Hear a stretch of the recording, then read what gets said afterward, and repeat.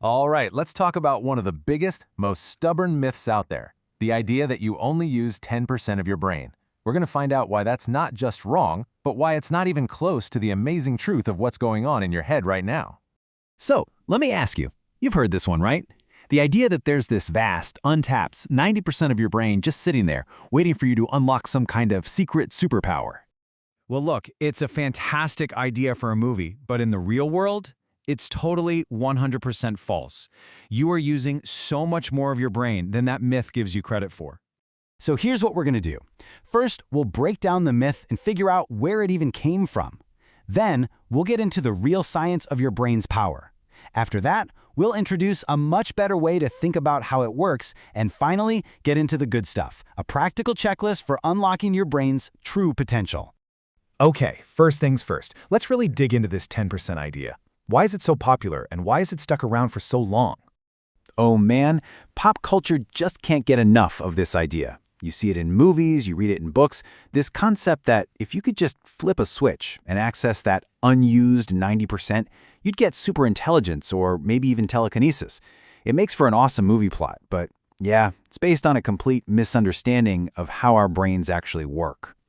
So where did this crazy idea even come from? Well, it seems to have started way back in the early 1900s. See, early scientists were looking at brain cells, at neurons, and they noticed that not all of them were firing at the exact same time. And people kind of ran with that, thinking, oh, huge parts of the brain must be doing nothing. The media grabbed onto that juicy idea and, well, here we are, still talking about it today. All right, enough with the fiction. Let's get into the facts and talk about what your brain is really capable of. Okay, if there's one thing you take away from this, let it be this fact. Your brain makes up only about 2% of your body's weight. Tiny, right? But it consumes a massive 20% of your body's oxygen and calories. It's a total energy hog. Think about it from an evolutionary perspective. Why on earth would we evolve to pour so many resources into an organ we barely use? It just doesn't make any sense. And wow, this chart really drives that point home, doesn't it?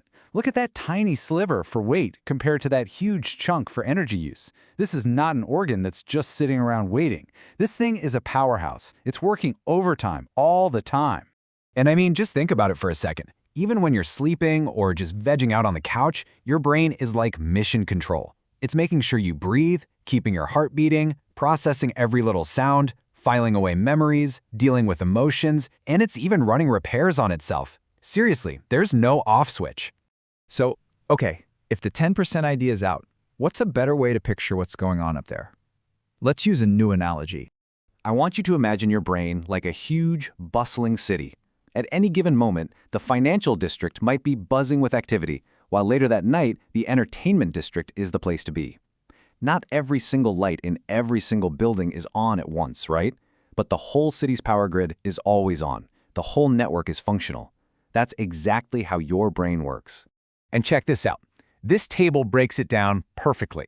When you're reading a book, specific parts for vision and language light up. When you're playing sports, your motor and balance centers take over. Solving a tough puzzle, that's your frontal lobe getting a workout. See, you're using all of it, just in different ways. It's a whole team of specialists, not one big on or off switch. Okay, so if we can't magically unlock some hidden part of our brain, what can we do? Well, this is where things get really exciting, because we're going to talk about how you can actually improve your brain's performance. The real magic isn't about finding some secret, unused area. It's all about something called neuroplasticity. This is so cool, your brain's ability to physically change and rewire itself based on what you do and learn. That's right, learning a new language or how to play the guitar literally changes the physical structure of your brain. So how do you actually do this? How do you boost that neuroplasticity? Well, you're going to love this because it's not some crazy, complicated secret.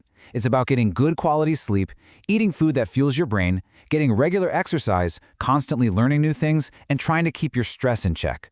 That's the real way to build a stronger, faster brain. Okay, let's bring this all together and turn that science into a super simple checklist you can use every day. All right, here it is, your daily cognitive checklist. Did you get enough sleep? Did you eat something good for your brain? Did you move your body? Did you challenge your mind with something new? And did you take a moment to just breathe and de-stress?